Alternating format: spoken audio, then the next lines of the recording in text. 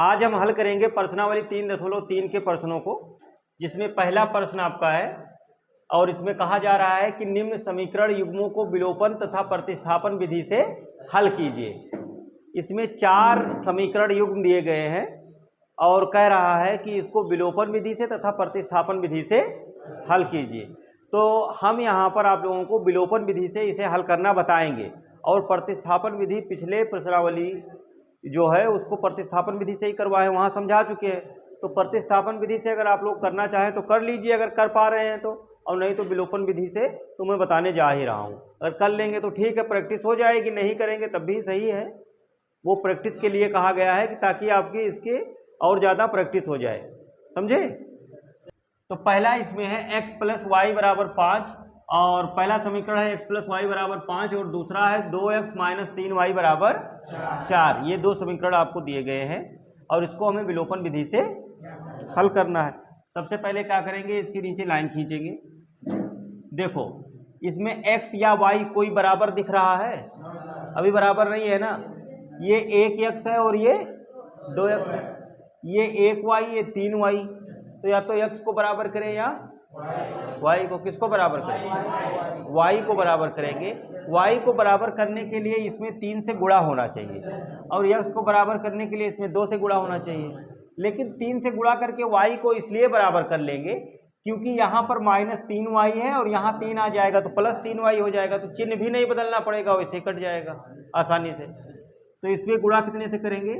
3 से। तो जब 3 से इस समीकरण में गुणा करेंगे तो पूरे समीकरण में गुणा हो जाएगा और इसे हम लिखेंगे 3 और x का गुणा 3x, 3 और y का गुणा 3 और 5 का गुणा 15। और नीचे वाला समीकरण ऐसे जैसे था वैसे लिख लेंगे। बताओ समझ में आया? अब देखो ये 3y और ये 3y बराबर हो गया, ये प्लस है और ये कट गया, ये दोनों प्लस प्लस है, जुड़ जाएगा तो 3 2 5x 15 4 x बराबर ये x का मान आ गया। अब ये x का मान आप चाहे समीकरण नंबर 1 में रख दीजिए और चाहे समीकरण 2 में रख दीजिए, y का मान आ जाएगा। तो 1 में रखें या 2 में? x का मान समीकरण 1 में रखने पर, जब x का मान समीकरण 1 में रखोगे तो x की जगह पर 19/5 + y = 5। तो y यहाँ रोक लो, y = 5, ये +19/5 इधर है, इधर जाएगा तो -19/5 हो गया। y = 5 और 5 का गुणा 5 25 -19/5 ये हो जाएगा। y बराबर 25 में से 19 जाएगा तो 6/5, ये आ गया आपका y का मान। तो ये x का मान हो गया और ये y का मान हो गया। तो आप नीचे लिख सकते हैं इसे, आता x बराबर कितना आया, कामा y बराबर, बस समझ में आया। ये हो गया पहला। इसके बाद जो इसका दूसरा भाग है वो यहां से कर लेते हैं।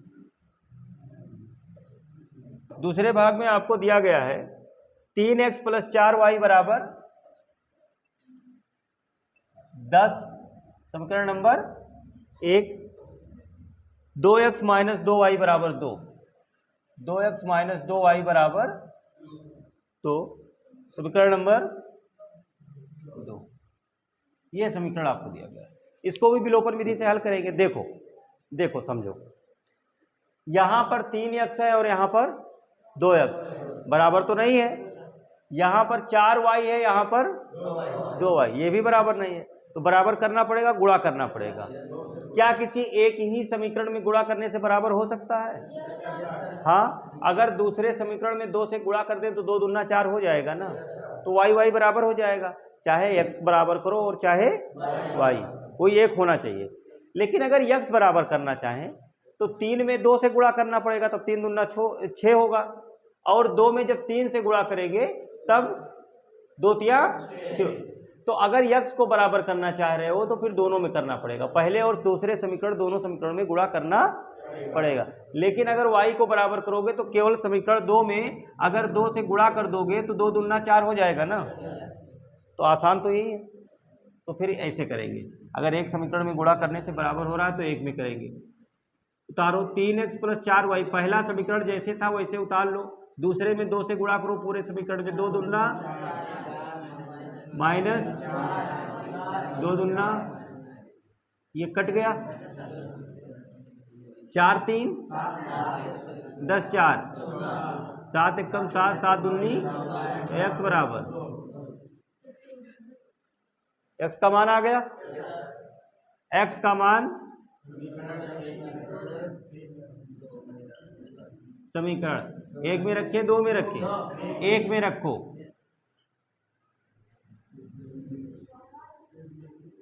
दो में रखने पर भी आ जाएगा, 2 में रखोगे फिर इधर माइनस बचेगा, फिर आएगा क्या, माइनस काटना पड़ेगा। तो 3 गुणा x का मान 2 + 4y,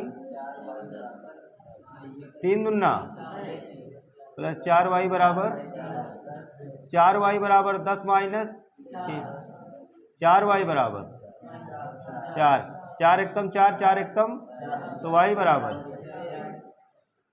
ये y का मान आ गया। ठीक, अतः x बराबर 2, y बराबर 1, ये आ गया आपका दूसरे का हल। अब यहां से तीसरा देख लें।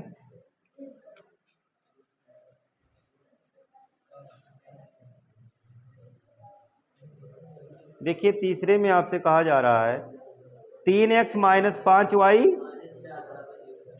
3x - 5y बराबर, तो इसको कोई बात नहीं, ऐसे रहने दीजिए, ऐसे कर लेंगे, समीकरण नंबर 1।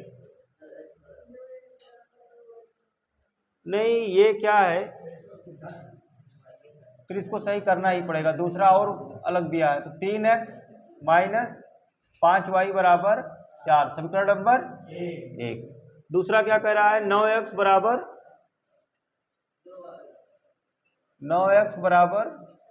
2y + 7, ये है, तो इसको लिखेंगे 9x - 2y बराबर, ये समीकरण नंबर 2 है। अब 3x - 5y बराबर 4, ये समीकरण नंबर 1, और -2y बराबर समीकरण नंबर, ठीक है। अब इसे करेंगे इससे। तो अगर आपको मानक रूप में इस तरीके से ना दिया हो, जैसे आगे पीछे दिया हो, तो पहले आप x y के फॉर्म में इसे लिख लीजिए पहले सही तरीके से, फिर हल करिए। तो देखिए यहां पर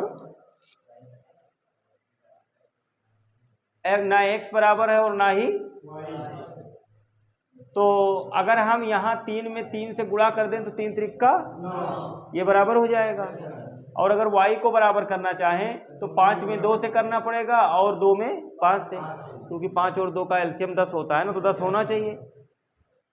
तो बेहतर यह है कि x को बराबर कर लिया जाए पहले समीकरण में 3 से गुणा करके,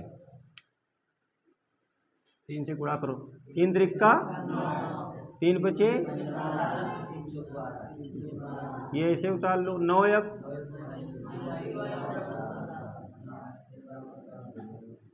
देखो ये दोनों प्लस में चिन्ह बदलेगा, प्लस है तो माइनस हो जाएगा, प्लस छिपा है माइनस हो गया, माइनस है तो प्लस है, तो ये कट गया, ये -15 और ये +2,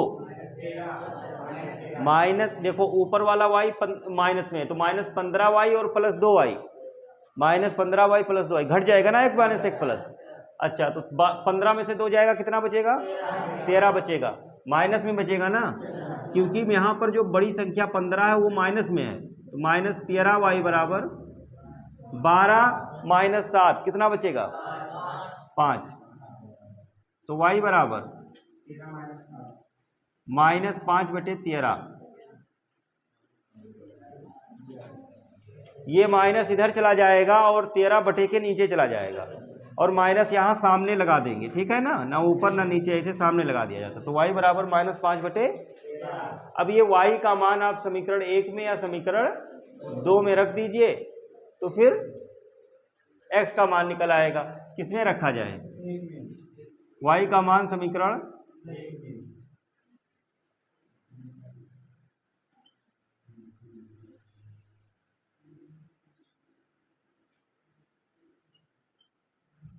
देखो, जो y का मान समीकरण 1 में रखोगे तो 3x - 5 गुणे y का मान -5/13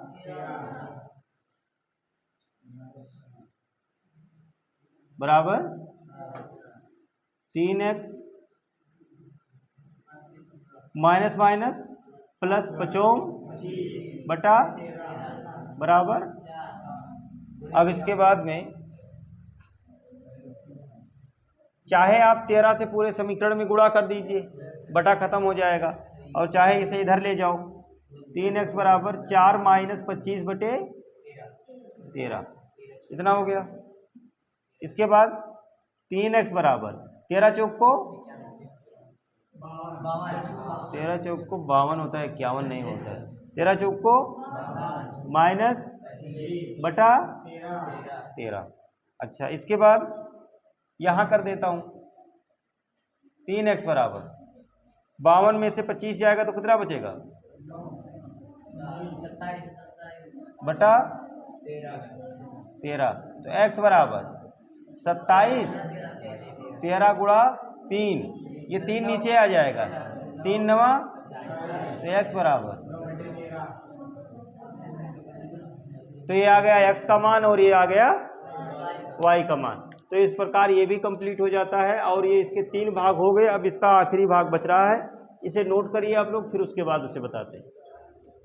अब इसका चौथा भाग करेंगे, और चौथे भाग में आपको दिया गया है x/2 + 2y/3, x/2 + 2y बराबर -1। तो ये समीकरण आपको बटे में दिया गया है। तो पहले इसका हम बटा खत्म करेंगे। बताइए 2 और 3 का एलसीएम कितना होता है? सबको पता है 2 और 3 का एलसीएम, तो 6 से गुणा कर दीजिए पूरे समीकरण में। 6 गुणा x/2, 6 गुणा 2y/6 गुणा -2 तिया 3 और x का गुणा 3x, 3 दूना 2 दूना बराबर -6। ये समीकरण नंबर 1 बन गया, ठीक है। तथा दूसरा समीकरण आपको क्या दिया गया है? x माइनस बराबर 3, ये दिया गया है। इसका भी बटा खत्म कर लीजिए। ये बटे में जो 3 है ना, यहाँ पर तो एक ही बटा है, इससे पूरे समीकरण में गुणा कर दीजिए। 3 गुणा x माइनस 3 गुणा y बटा 3 गुणा 3, 3 यहाँ 3 और x का गुणा y, 3 त्रिका, ये समीकरण 2 हो गया। अब समीकरण 1 व 2 से 1 और 2 को हल करेंगे। 3x + 4y बराबर -6, ये समीकरण नंबर 1 है। और 3x - y बराबर 9, ये समीकरण नंबर। बताइए यहाँ पर x या y कुछ बराबर दिख रहा है? क्या बराबर है? x बराबर है ना। देखिए 3x ऊपर भी 3x नीचे भी, तो आपको गुणा करने की जरूरत नहीं है। y तो बराबर नहीं है, तो x तो बराबर है ही है, लेकिन ये दोनों प्लस में है तो चिन्ह बदल लीजिए। ये प्लस है तो ये माइनस है, तो ये माइनस प्लस है, तो ये 3x - 3x कैंसिल हो गया। ये +4y और ये माइनस था, प्लस हो गया। +4y और +1y जुड़ के +5y बराबर -6 और -9 -15। अब यहाँ आ जाइए y बराबर -15/5, ये नीचे चला जाएगा तो 5 × 5 5 तिया माइनस, ये y का मान आ गया। अब y का मान समीकरण 1 में या समीकरण 2 में रख दीजिए। ये समीकरण 1 है, समीकरण 2 है। y का मान आया है ना, तो समीकरण 2 में रखें, यहाँ रखें, y अकेला है। y का मान समीकरण 2 में किसी में भी रखो, x का मान आ जाएगा। 3x माइनस y का मान कितना आया है, -3, तो ब्रैकेट लगा के रखेंगे, बराबर 9। तो 3x माइनस माइनस प्लस 3 बराबर 3x बराबर 9 माइनस 3x बराबर 9 माइनस 3 6, 3 एकम 3, 3 दूना तो x बराबर, अतः यहाँ x और y का मान आ गया, x बराबर 2 कामा y बराबर -3, ये दोनों मान आ गए। तो इस प्रकार प्रश्न 1 के चारों भाग हल हो जाते हैं। इसे नोट करिए, फिर प्रश्न 2 देखते हैं।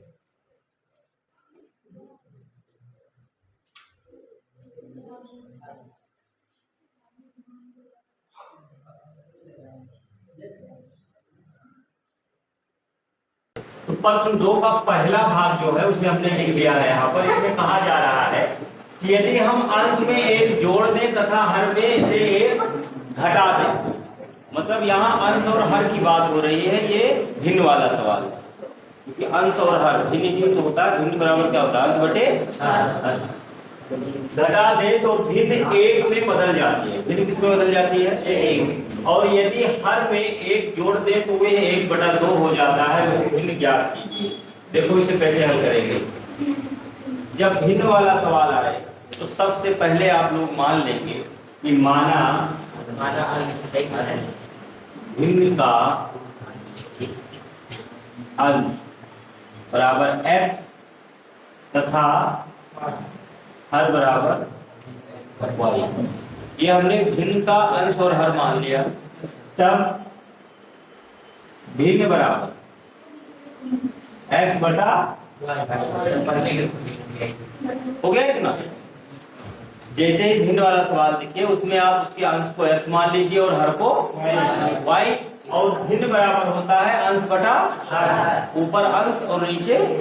तो अंश आपने x माना है तो ऊपर x, और हर y माना है तो नीचे y। अब प्रथम शर्त में देखिए क्या कह रहा है,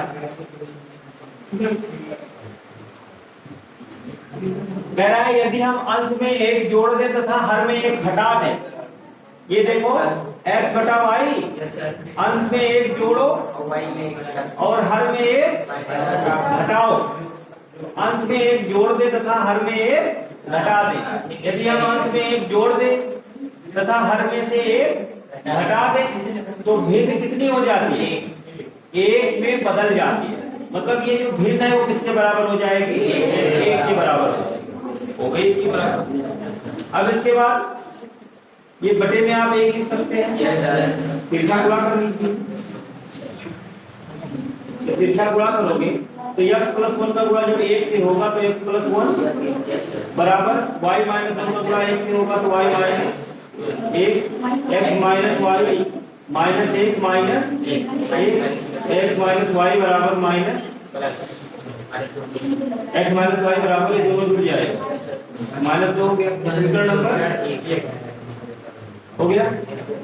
इसके बाद दूसरी शर्त, दूसरी शर्त में आ जाइए। कह रहा है कि यदि हर में एक जोड़ दे तो ये 1/2 हो जाती है। अंश में कुछ नहीं करना है, केवल हर में एक जोड़ना है। तो ये x बटा y और हर में कितना जोड़ना है, 1। यदि हर में एक जोड़ दे तो हर यही तो है बटे के नीचे वाला, इसमें हमने एक जोड़ दिया तो ये किसमें बदल जाती है, 1/2 हो जाता है, बराबर 1/। और फिर से इसका तिरछा गुणा कर लीजिए, इसका इससे और नीचे वाले का इससे, 2 और 1 का गुणा y + 1 का गुणा y + इधर ले आइए 2x - y बराबर 1। समीकरण नंबर, अब यहाँ समीकरण 1 और 2 को हल कर देंगे। तो यहाँ लिखेंगे अब समीकरण 1 x माइनस y बराबर -2 समीकरण नंबर, और 2x - y बराबर 2x - y बराबर 1 समीकरण नंबर। ठीक है, लाइन देखो y y बराबर है ना, ये y y बराबर है तो कैंसिल हो जाएगा, लेकिन चिन्ह बदलेगा, माइनस है तो प्लस हो जाएगा, और ये प्लस है तो माइनस, प्लस है तो माइनस, ये कैंसिल हो गया, ये माइनस 2x और ये x घट जाएगा, ऐसे भी लिख सकते हो x माइनस 2x, ऐसे लिख दो फिर घटाओ, और ये माइनस 2 माइनस 1 तो माइनस एक्स बराबर माइनस 3, माइनस माइनस चाहे डायरेक्ट घटा के लिख दो और चाहे लिख के घटा लो, दोनों सही है, ठीक है। इसके बाद x का मान आ गया 3, अब ये x का जो मान है इसे आप समीकरण नंबर 1 में रख दीजिए या 2 में रख दीजिए। x का मान समीकरण 1 में रखने, जब x का मान समीकरण 1 में रखोगे तो यहाँ x की जगह पर 3 आ गया, माइनस y बराबर माइनस y बराबर माइनस 2, ये इधर जाएगा तो माइनस 3, तो माइनस y बराबर माइनस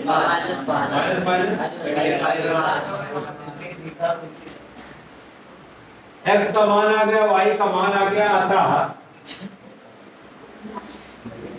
भिन्न बराबर x बटा y था, x का मान 3 और y का मान 5, भिन्न आ गया 3 बटा 5, ये ऐसा नोट करिए, फिर अगला देखिए। प्रश्न नंबर 2 का दूसरा भाग है, जिसमें कहा जा रहा है कि 5 वर्ष पूर्व नूरी की आयु सोनू की आयु की 3 गुनी थी, 10 वर्ष पश्चात नूरी की आयु सोनू की आयु की 2 गुनी हो जाएगी, नूरी और सोनू की आयु कितनी है?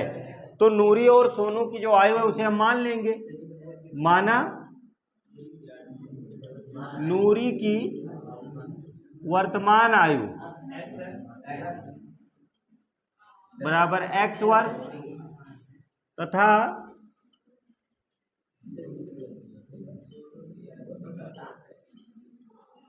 सोनू की वर्तमान आयु बराबर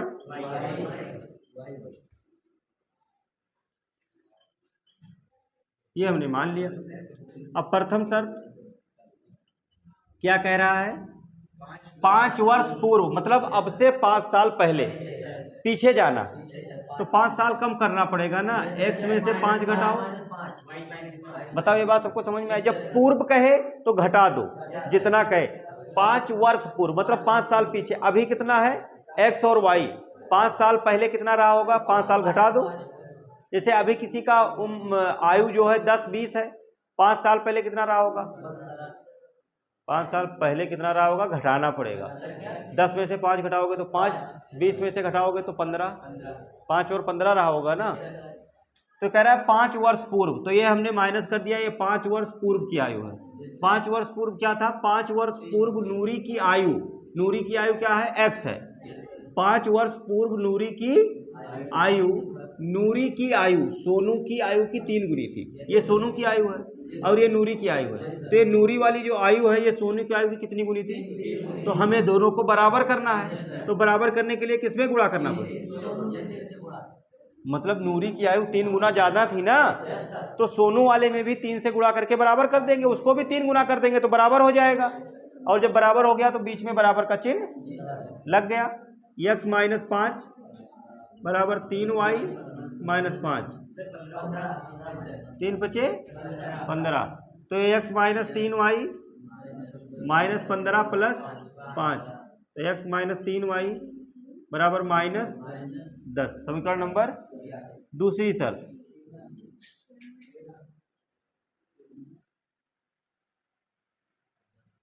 तीन गुनी थी, 10 वर्ष पश्चात, अब से 10 साल बाद, अभी जो भी है इससे 10 साल और आगे चले जाएंगे, ठीक है ना, तो 10 साल प्लस हो जाएगा ना, तो अभी x है, 10 साल पश्चात x प्लस 10 और y प्लस 10, क्या होगा? 10 वर्ष पश्चात नूरी की आयु सोनू की आयु की 2 गुनी रह जाएगी। ये जो नूरी की आयु है सोनू की आयु कितनी हो जाएगी? 2 गुनी, मतलब अभी भी 2 गुना है, तो अब 2 से इसमें भी गुणा कर दीजिए, इसको भी 2 गुना कर दीजिए, बराबर गुणा करते हैं बराबर करने के लिए दोनों को, समझे ना। कभी ऐसा मत सोचना कि जैसे कह रहा है 10 साल पश्चात नूरी की आयु सोनू की आयु की 2 गुनी है अच्छा तो नूरी की आयु सोनू की आयु के 2 गुनी है, तो लाओ नूरी की आयु में ही 2 गुना कर दें। हमें बराबर करना होता है दोनों को, तो इसलिए चूंकि ये तो 2 गुना था ही ज्यादा, तो इसको भी बढ़ाओ ताकि दोनों बराबर हो जाए। गुणा करो x + 10 2y + 20, तो x - 2y बराबर 10। समीकरण नंबर, अब समीकरण 1 और 2 को यहां से हल करेंगे। हाँ, विलोपन विधि से ही हल करेंगे। x - 3y बराबर माइनस समीकरण नंबर, और x - 2y,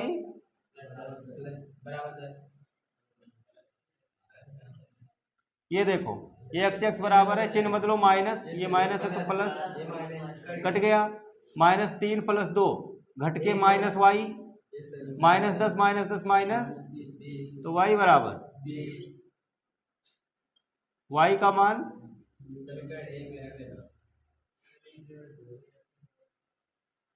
मान समीकरण 1 में रखो चाहे 2 में रखो, 2 में ही रख दो। समीकरण 2 में x - 2 गुणा y का मान 20 बराबर 10, तो x - 40, x बराबर 10 + 40 उधर चला गया, तो x बराबर, अतः नूरी की आयु 50 वर्ष तथा सोनू की आयु बराबर, क्योंकि सोनू को हमने y माना था ना,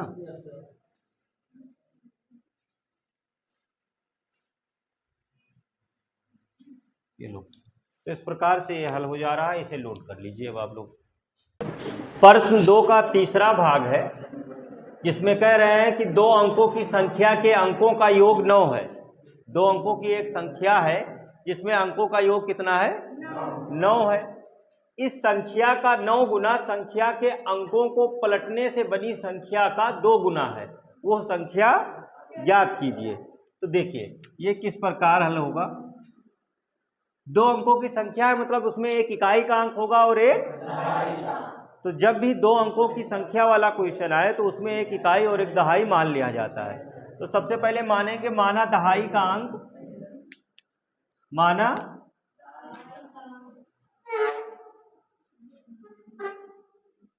क्या मान लें, x तथा इकाई का अंक बराबर y, तब संख्या बराबर क्या होता है, 10 गुणे दहाई का अंक प्लस इकाई का अंक, 10 गुणा दहाई का अंक प्लस इकाई का। देखो 2 अंकों की संख्या वाले प्रश्नों में आपको यह पता होना चाहिए कि संख्या कैसे लिखी जाती है। जब आप इकाई और दहाई मान लें तो उसके बाद ये समझ लीजिए सूत्र है लिखने का, संख्या बराबर 10 गुणे दहाई का अंक प्लस इकाई का अंक। 10 दहाई का अंक क्या है, x, तो 10x प्लस इकाई का अंक 10y प्लस 10x प्लस। अब चाहे ये फार्मूला आप लिखें और चाहे इसे डायरेक्ट लिखते, जैसे यहाँ पर अगर दहाई x है तो हमने लिख दिया 10x प्लस y, इकाई y है ना।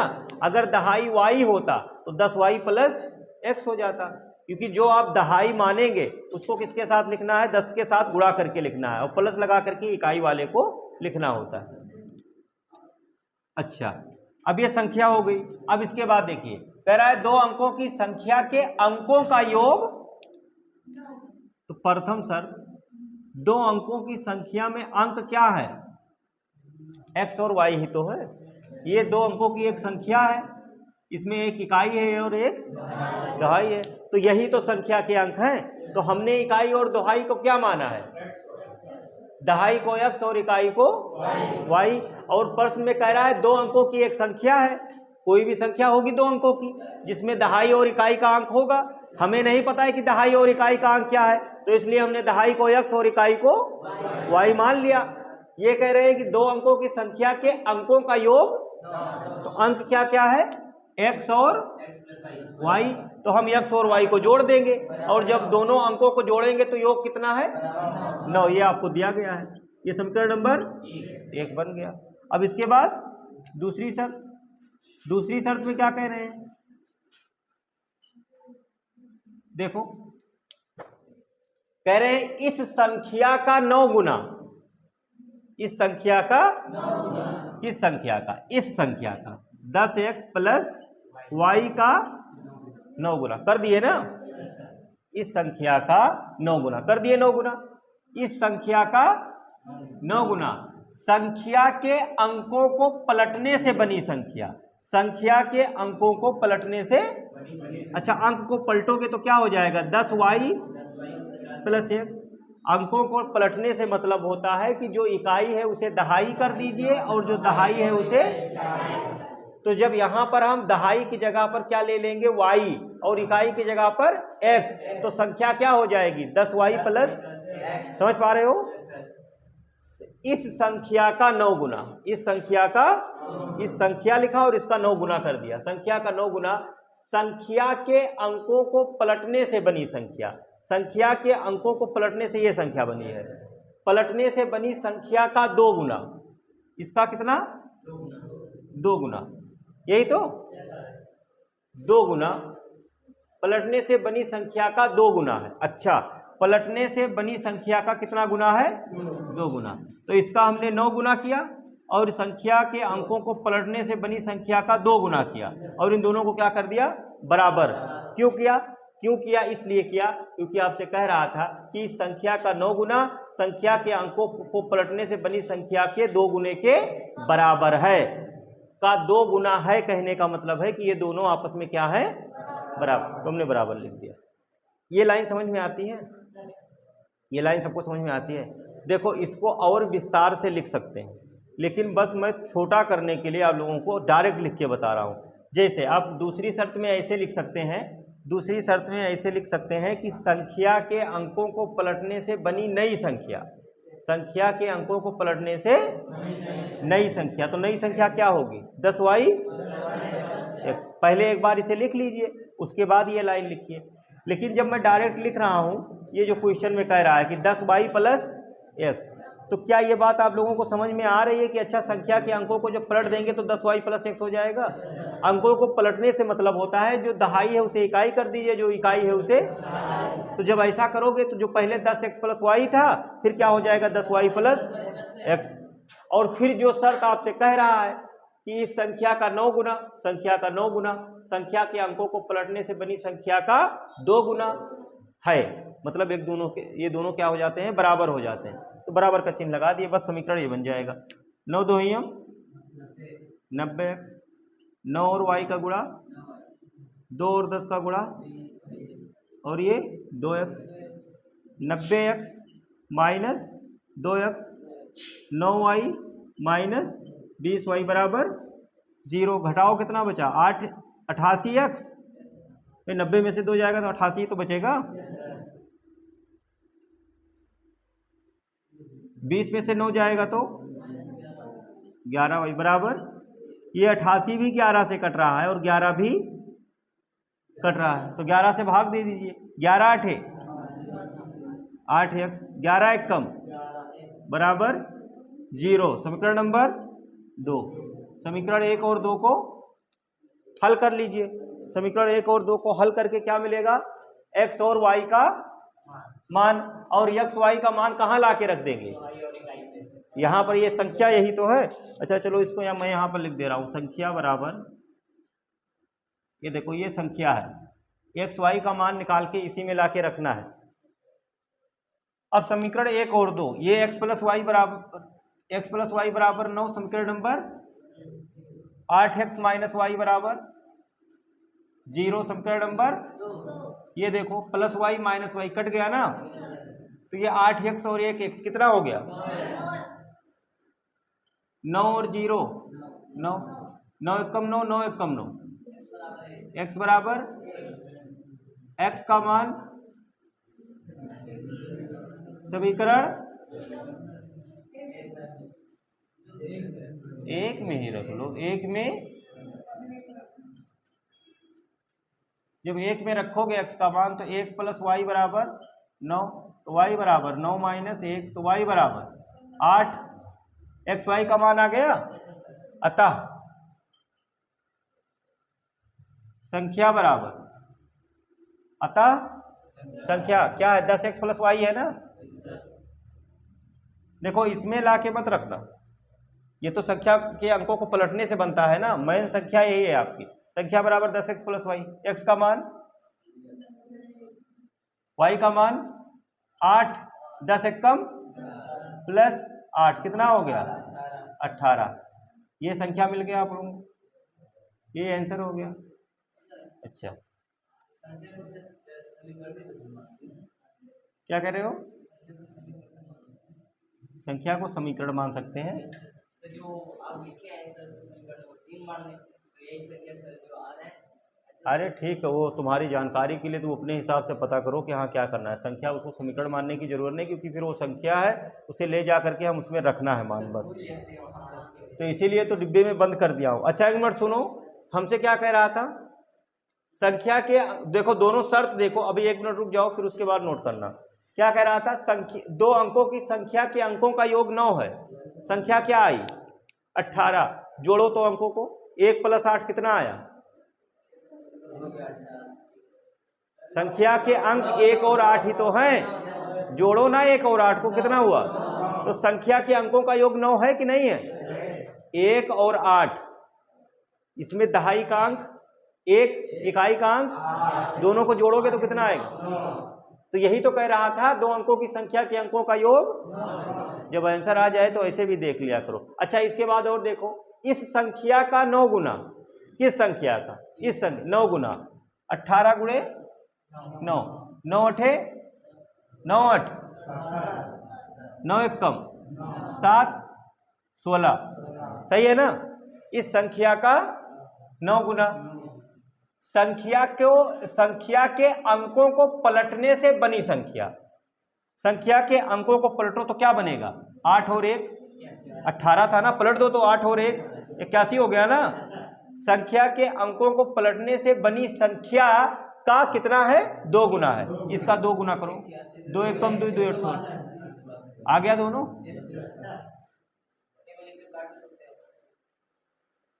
एक्स्ट्रा दिमाग नहीं लगाना, जितना जरूरी है उतना बता रहा हूं। अंकों को पलटने से बनी संख्या का 2 गुना है। देखो दोनों बराबर आ गए, मतलब सारी बातें सही है ना जो कह रहा था। ये आपको कहीं करके दिखाना नहीं है पेपर में, कॉपी में, ये बस मैं आप लोगों को समझा रहा हूं, ठीक है। जो कह रहा था वही बात फिट आ गई ना यहाँ पर। तो यहां से लेकर के यहां तक इसे नोट कर लीजिए, ये हल हो गया। फिर अगला देखते हैं।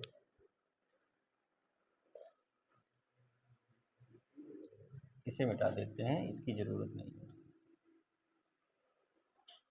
प्रश्न 2 का चौथा भाग है, जिसमें कहा जा रहा है कि मीना 2000 रुपये निकालने के लिए एक बैंक गई।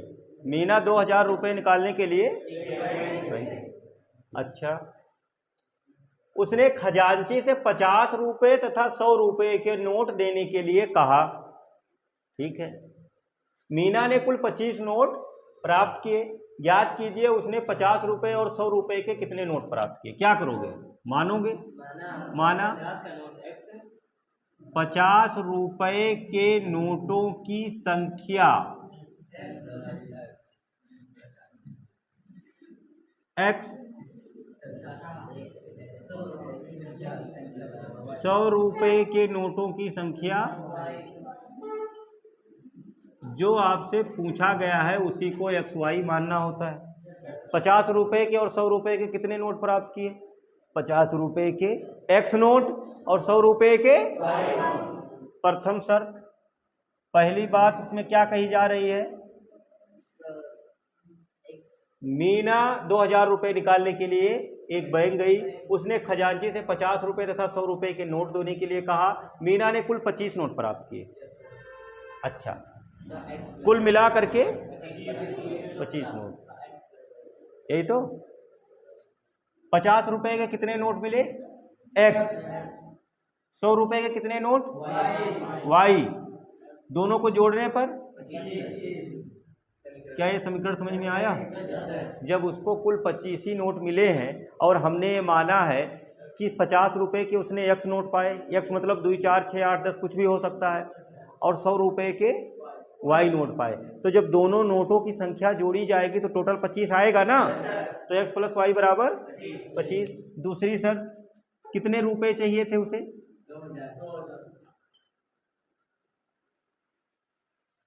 2000 रुपये, तो 2000 रुपये चाहिए थे, तो 50 रुपए के कितने नोट मिले हैं?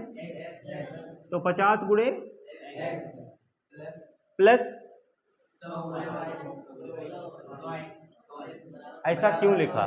देखो जैसे मान लो 10 नोट मान लो, मोटे तौर पर ऐसे मान लो 10-15 नोट मान लो 50 के मिले, तो उसको किससे गुणा करना पड़ेगा? मान लो 10 नोट 50 के मिले, तो उसको किससे? 50 से गुणा करना है ना, उसको 50 से, क्योंकि वो 50 के है ना। और फिर कुछ नोट मान लो 15 नोट किसके मिले, 15 नोट किसके मिले, तो उसको 100 से गुणा करना पड़ेगा। क्या वैसे आ रहा है? नहीं, ऐसे मोटे तौर पर मानो कि मान लो 15 नोट 50 के मिले, तो कितना हो जाएगा?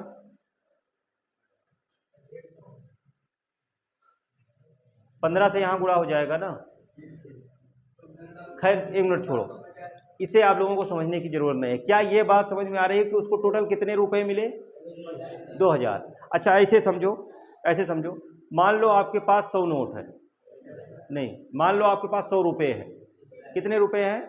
और उसमें कुछ 10 के नोट हैं और कुछ 20 के नोट है ना। तो मान लीजिए कि 20 के 3 नोट हैं और 10 के 4 नोट हैं, ऐसे तो हैं। तो क्या करोगे? 20 के 3 नोट हैं और 10 के 4 नोट हैं, तो 10 के नोटों की संख्या 4 है, तो उसको किससे गुणा करोगे? 10 से। 10 गुणे 4 प्लस 20 के नोटों की संख्या कितनी है? 3, तो 20 गुणे 3, तो 10 गुणे 4, 10 गुणे और 20 गुणे 3, 10 चौक 40, 20 तिया 100 हो गया कि नहीं हो गया? ये समझ में आई बात जो बता रहा हूं? तो इसके पास 50 के कितने नोट हैं, तो उसको 50 से गुणा करेंगे। 100 के कितने नोट हैं, तो उसको 100 से गुणा करेंगे, दोनों को जोड़ेंगे तो टोटल रुपए कितने होंगे? 2000, जितने उसको चाहिए थे। समीकरण नंबर 2। अच्छा समीकरण नंबर 2 मानने से पहले देखो ये किसी से कट रहा है? किससे कट रहा है? 50 से कट रहा है, 50 से कट रहा है, 50 से काटो, ये भी 50 से कट रहा है, ये भी 50 से कट रहा है। 50 पूरा कट गया, x बचा 0 0, 5 दूना प्लस 2y बराबर 0 0 कट गया, 5 चौक 20, 40। समीकरण 1 और 2 बन गया। जब कोई भी समीकरण किसी एक संख्या से पूरा कट रहा हो तो उसे काट के छोटा कर लिया करो, हल करना आसान हो जाएगा ना। अब समीकरण, हाँ बोलो, कोई बात नहीं, वैसे लगाओगे तब भी आंसर आएगा, थोड़ा बड़ा पड़ेगा। x प्लस वाई बराबर 25 समीकरण नंबर, और x प्लस 2y बराबर समीकरण नंबर,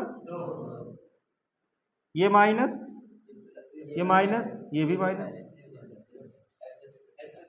ये प्लस था चिन्ह बदले माइनस हो गया, ये प्लस था चिन्ह बदले माइनस हो गया, ये प्लस था चिन्ह बदले x y और माइनस 2y, ये प्लस y और ये माइनस 2y जुड़ेगा घटेगा? घट जाएगा, कितना बचेगा? समझ में आ रहा है भाई? 2y माइनस में है ना, बड़ा माइनस में, तो माइनस 2 माइनस y, ये 25 माइनस 40 माइनस 15, माइनस माइनस, तो y बराबर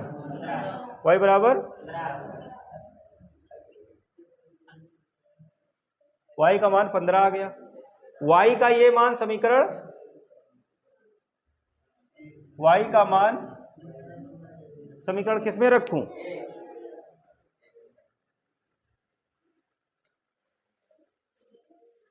y का मान समीकरण 1 में,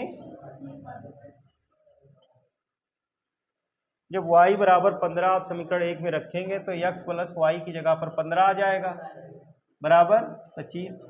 तो x बराबर 25 माइनस x बराबर 10, x और y का मान आ गया। अतः 50 रुपए के नोटों की संख्या 10 है, नोटों की संख्या कितनी है तथा 100 रुपए के नोटों की संख्या, जरा देखो तो 100 रुपए के 15 नोट तो 1500 हो गए और 50 रुपए के 10 नोट तो 500 हो गए, तो हो तो गया 2000 तो लाई थी निकाल के। चलिए ठीक है, तो ये क्वेश्चन हल हो जा रहा है, इसे आप लोग नोट करिए, फिर इसका आखिरी भाग देखते हैं। प्रश्न 2 का 5वां भाग है, इसमें कह रहा है कि किराए पर पुस्तकें देने वाली किसी पुस्तकालय का प्रथम 3 दिनों का एक नियत किराया है तथा उसके बाद प्रत्येक अतिरिक्त दिन का अलग किराया है। पहले 3 दिनों का फिक्स है कि इतना किराया देना पड़ेगा, उसके बाद प्रत्येक अतिरिक्त दिन का अलग किराया है। सरिता ने 7 दिनों तक एक पुस्तक रखने के लिए 27 रुपये अदा किए, जबकि सुशी ने एक पुस्तक 5 दिनों तक रखने के लिए 21 रुपये अदा किए। नियत किराया तथा प्रत्येक अतिरिक्त दिन का किराया ज्ञात कीजिए। सबसे पहले जो पूछा गया उसी को मानिए। माना नियत किराया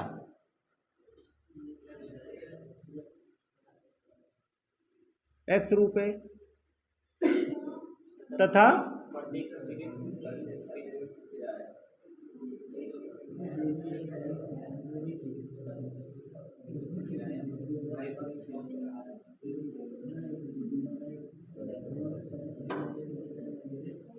इसके बाद एक बार फिर से पढ़िए। अब किराए पर पुस्तक देने वाली किसी पुस्तकालय का प्रथम 3 दिनों का एक नियत किराया जो हमने x मान लिया तथा उसके बाद प्रत्येक अतिरिक्त दिन का अलग किराया उसको हमने y मान लिया। यहां तक हो गया। सरिता ने 7 दिनों तक एक पुस्तक रखने के लिए 27 रुपये दिए। प्रथम शर्त लिखो यहां से, सरिता कितने दिन बुक रखी है? 7 दिनों के लिए। 7 दिनों तक एक पुस्तक रखने के लिए 27 रुपये दिए। अच्छा सुनो, सरिता ने कितने दिन रखने के लिए 27 दिए हैं? तो पहले 3 दिन का कितना है? x, ये है ना, माना नियत किराया x रुपये। ये नियत किराया कितने दिन के लिए है? देखो, किसी पुस्तकालय का प्रथम 3 दिनों का एक नियत किराया है। 3 दिनों का x फिक्स है, 3 दिनों के लिए तो x हो गया। उसके बाद भी अगर आप रख रहे हैं तो प्रत्येक दिन का कितना देना पड़ेगा? प्रत्येक दिन का कितना देना पड़ेगा? नहीं, 1 मिनट, प्रत्येक दिन का कितना देना पड़ेगा? y। अच्छा, कितने दिन रखी थी? 7। तो 3 दिन का तो ये हो गया, 7 में से 3 निकाल दो, 4 दिन अतिरिक्त रखा ना। 3 के अलावा कितने अतिरिक्त दिन रखी थी वो अपने पास? 4, क्योंकि टोटल कितने दिन रखी है? तो 3 दिन का तो एक सही है, और 3 दिन के अलावा कितने अतिरिक्त दिन है? 4। 7 में से 3 निकालो, 4 दिन। तो 4 दिन उसने जो बुक रखा है उसका जो किराया है वो किस हिसाब से चलेगा? प्रत्येक दिन के हिसाब से। और प्रत्येक दिन का कितना है? y। तो 4 दिन का 4y, और कुल कितने रुपए हुए? समीकरण नंबर, बताओ समीकरण समझ में आया? देखो, पहले 3 दिन अगर आप ले जा रहे हैं, प्रथम 3 दिन, तो आपको x रुपये देना पड़ेगा। उसके अलावा चाहे 10, 15, 20 दिन जितने दिन रखे रहो, तो प्रत्येक दिन का एक अलग किराया है, और वो कितना मान लिया है हमने? y। तो इसने टोटल जब 7 दिन अपने पास रखे तो 3 दिन का तो x हो गया, और 7 में जब 3 दिन निकल गया तो बाकी बचा 4 दिन। 4 दिन उसने जो प्रत्येक दिन का किराया था उस हिसाब से दिया, तो 1 दिन का y, तो 4 दिन का 4y, और इसको प्रथम 3 दिनों में जोड़ दिए तो टोटल कितने हो गए? दूसरी शर्त,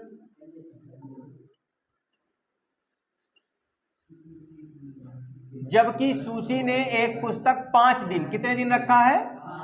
रखने के 21 रुपये। तो पहले 3 दिन का x, अब 5 में से 3 निकाल दो तो 2y बराबर कितने रुपए? 21। समीकरण नंबर 2। अब समीकरण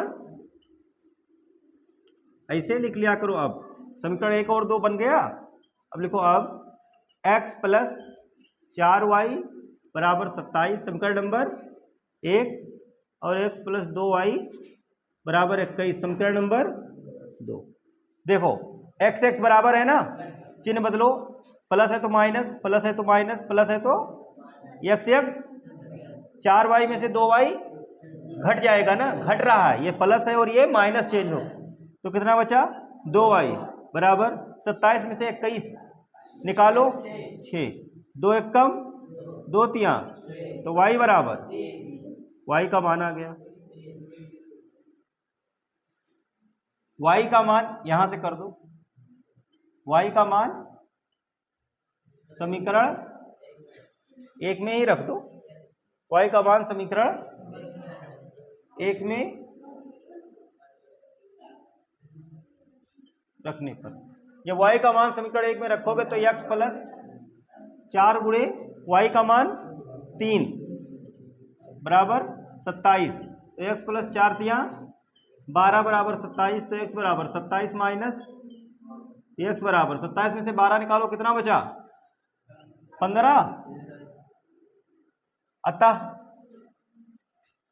यक्स क्या था, नियत किराया था ना, नियत किराया कितना है,